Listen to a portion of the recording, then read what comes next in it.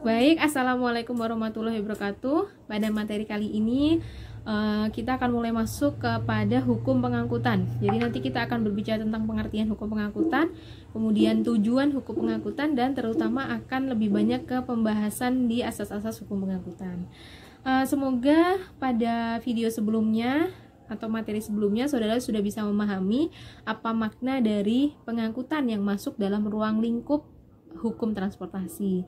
Jadi ada perbedaan ya antara pengangkutan yang biasa dengan pengangkutan niaga. Nah, yang masuk ke dalam ruang lingkup hukum transportasi adalah yang pengangkutan niaga, yakni pengangkutan yang berbayar, yang menggunakan jasa angkutan umum atau perusahaan menggunakan jasa dari perusahaan jasa angkutan. Jadi kalau misalnya kita melakukan pengangkutan dengan kendaraan pribadi, itu tidak termasuk dalam pengangkutan niaga atau tidak termasuk dalam pengangkutan dalam hukum transportasi. Seperti itu ya, bisa dipahami. Kemudian di sini materi kali ini yang pertama terkait hukum pengangkutan. Apa pengertiannya? Jelas pengertiannya adalah sekumpulan pedoman atau peraturan perundang-undangan yang terkait dengan pengangkutan, begitu ya. Dan di sini ada hukum pengangkutan di sini atau pedoman tersebut, norma-norma tersebut, norma-norma dari hukum pengangkutan itu terdiri dari meliputi beberapa peraturan, yakni yang pertama peraturan perundang-undangan. Peraturan perundang-undangan ini, yang dimaksud dengan peraturan perundang-undangan ini adalah yang sesuai dengan tata hukum peraturan perundang-undangan, yakni ada undang-undang, ada peraturan menteri, kemudian perda juga masuk. Pokoknya undang-undang yang keluar dari pemerintah, begitu ya. Kemudian yang kedua ada perjanjian. Nah, perjanjian ini termasuk dalam pedoman dalam hukum pengangkutan, yakni perjanjian antara pengangkut dan yang diangkut. Kemudian ada juga konvensi internasional. Konvensi internasional ini misalnya seperti konvensi internasional dalam dunia penerbangan yang juga harus ditaati Indonesia setelah Indonesia meratifikasi konvensi internasional tersebut. Kemudian yang keempat ada juga kebiasaan. Nah, kebiasaan dalam pengangkutan itu juga berlaku sebagai hukum. Misalnya contohnya misalnya untuk yang kebiasaan ini, misalnya saudara naik angkutan umum, naik angkot gitu ya. Kalau di Malang misalnya naik ADL atau GL. Nah, itu kan saudara tidak mendapat dokumen pengangkutan atau tidak mendapat karcis. Nah, itu adalah suatu kebiasaan yang memang terjadi kalau kita menaiki angkutan umum.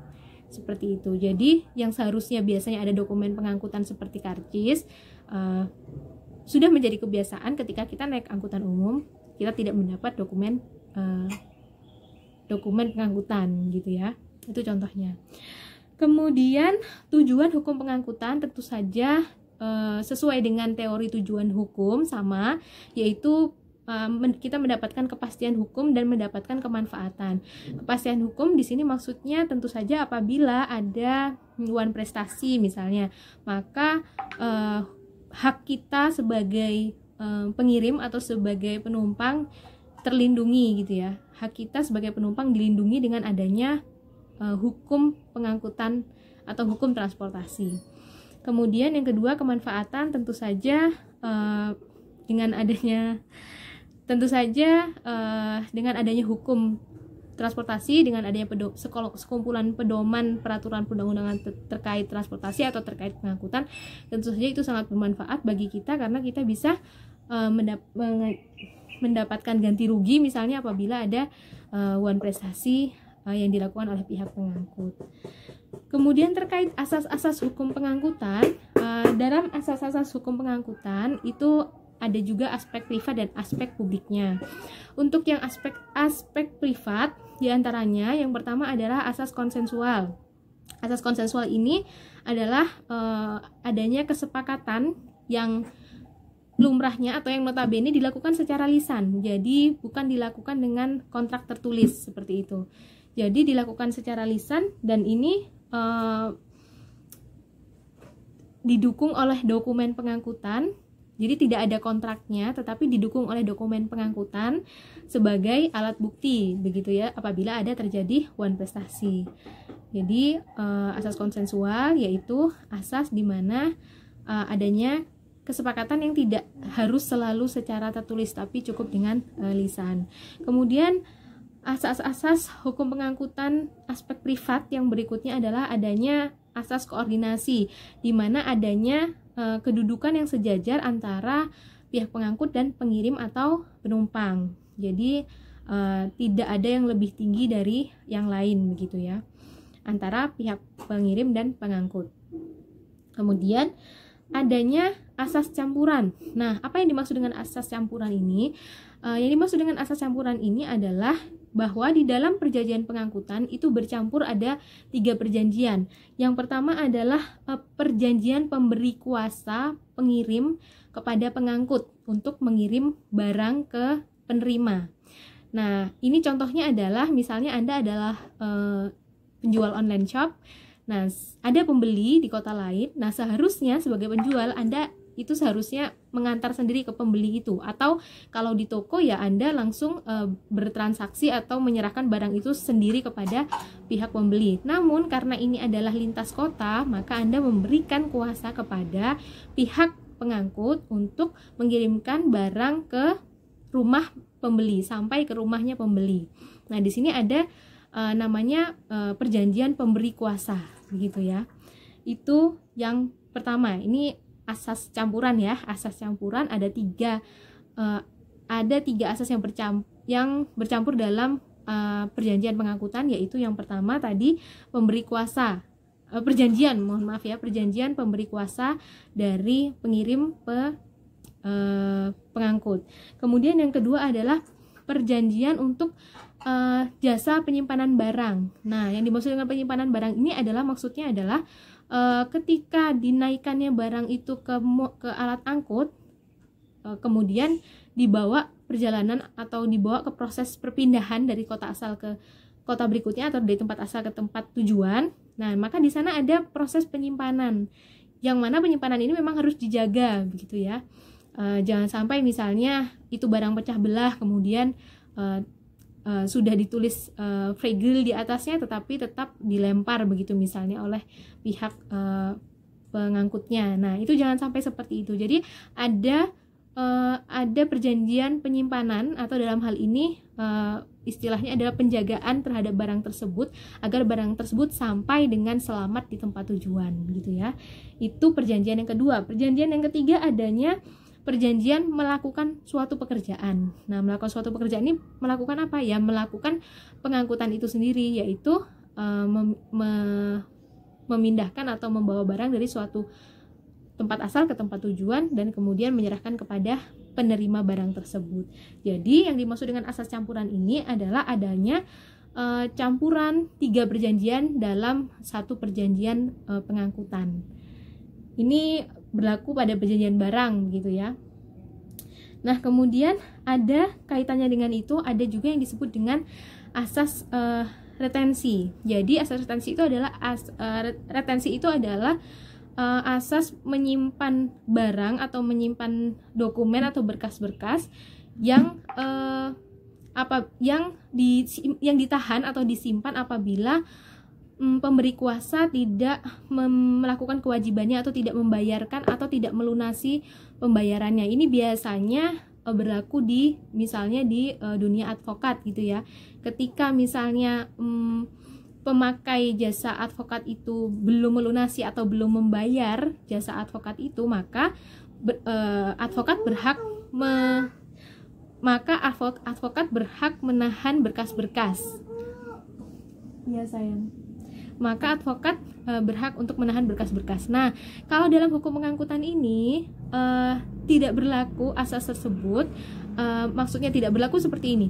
Jadi dalam asas retensi ini dalam hukum pengangkutan itu berlakunya adalah hanya barang yang sudah dibayar gitu. Jadi untuk barang yang tidak dibayar memang tidak berlaku. Kenapa? Karena memang belum ada perjanjian antara pengangkut dan pengirim barang seperti itu. Jadi pengangkut hanya mempunyai kewajiban untuk menyimpan barang atas biaya yang sudah diberikan oleh pengirim barang atau pemilik barangnya. Itu yang dimaksud dengan asas retensi.